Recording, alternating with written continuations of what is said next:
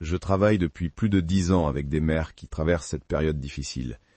Aujourd'hui, nous allons essayer de mieux comprendre ce qu'est la dépression postpartum, comment la reconnaître et surtout comment en sortir. C'est important de parler de ce sujet car 15 à 20% des nouvelles mères en souffrent.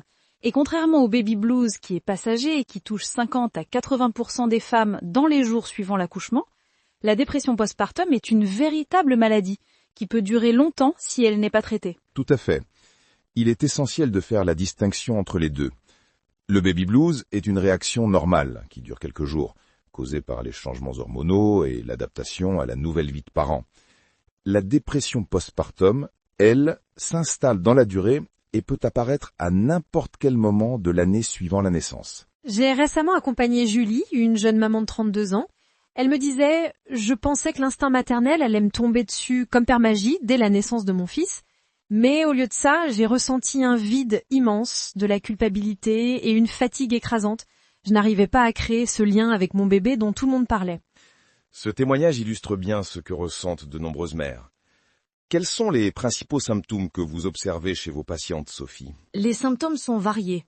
Une profonde tristesse sans raison apparente, des pleurs fréquents, un épuisement permanent malgré les troubles du sommeil, des sentiments de dévalorisation ou une culpabilité excessive. Certaines mères ont du mal à établir un lien avec leur bébé et ressentent une anxiété extrême concernant sa santé et son bien-être. J'ajouterai à cette liste l'irritabilité, le désintérêt pour les activités qu'elles aimaient auparavant, les changements d'appétit et parfois même des idées suicidaires dans les cas les plus graves. Une patiente me disait être en mode survie pendant des mois, incapable de ressentir la moindre joie. Cela me rappelle le témoignage de Perrine, qui disait « J'étais persuadée d'être une mauvaise mère.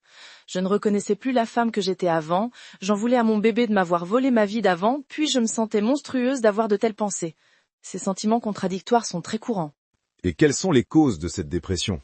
Il est important de souligner qu'il n'y a pas une cause unique, mais plutôt une combinaison de facteurs. Effectivement, on retrouve des facteurs biologiques, comme les changements hormonaux après l'accouchement, des facteurs psychologiques, comme les antécédents de dépression, et des facteurs sociaux, comme le manque de soutien. Une mère qui a déjà souffert d'anxiété ou de dépression dans le passé présente un risque plus élevé. N'oublions pas le rôle des événements stressants, un accouchement difficile, des complications pendant la grossesse, des problèmes financiers ou conjugaux. La pression sociale joue également un rôle important. On attend des jeunes mamans qu'elles soient constamment heureuses et épanouies, ce qui accentue leur sentiment d'échec quand ce n'est pas le cas. C'est ce que Maria, une autre maman, exprimait dans son témoignage. Dans notre société, on a souvent l'impression que devenir parent doit toujours être une expérience positive. Toutes ces photos de familles parfaites sur les réseaux sociaux m'ont fait croire que j'étais anormale de me sentir aussi mal. Un point important à soulever, les pères aussi peuvent souffrir de dépression postpartum. Environ 8% des nouveaux papas sont concernés, mais leurs symptômes peuvent être différents, avec plus de colère, d'impatience ou de comportements addictifs. C'est un aspect souvent négligé. Parlons maintenant des conséquences. Si elle n'est pas traitée, la dépression postpartum peut nuire non seulement à la mère, mais aussi au développement du lien d'attachement avec le bébé. Absolument. Le développement cognitif, social et affectif de l'enfant pourrait en être perturbé. C'est pourquoi une prise en charge précoce est essentielle. Quelles sont les solutions que vous proposez à vos patientes, Sophie? La première étape est de reconnaître qu'on va mal, et d'en parler. Une psychothérapie adaptée est souvent très efficace. On peut également recommander une aide au quotidien pour soulager la charge mentale, aide familiale, groupe de soutien entre mères, activités pour se reconnecter à soi-même. Dans les cas plus sévères, un traitement médicamenteux peut être nécessaire, même pendant l'allaitement. Il existe aujourd'hui des antidépresseurs compatibles. Un témoignage qui m'a particulièrement touché, celui d'une patiente qui disait « Accepter de prendre des médicaments a été la décision la plus difficile, mais aussi la plus libératrice. J'ai enfin pu sortir la tête de l'eau. » Maria, dont je parlais tout à l'heure, a partagé ce qui l'avait aidé à s'en sortir. Ce qui m'a aidé, c'est de prendre des petites décisions concrètes. Faire garder mon bébé, nager, danser, reprendre mon travail. Petit à petit, ma vie quotidienne s'est transformée et mon état d'esprit a changé avec elle. C'est un excellent conseil. Agir plutôt que trop penser. Reprendre le contrôle sur sa vie par de petites actions concrètes. L'autocompassion est également cruciale. Se dire qu'on fait de son mieux, qu'on n'est pas responsable de ce qu'on ressent. Une phrase qui aide beaucoup mes patientes est « Il y a plusieurs bons chemins pour être parent ».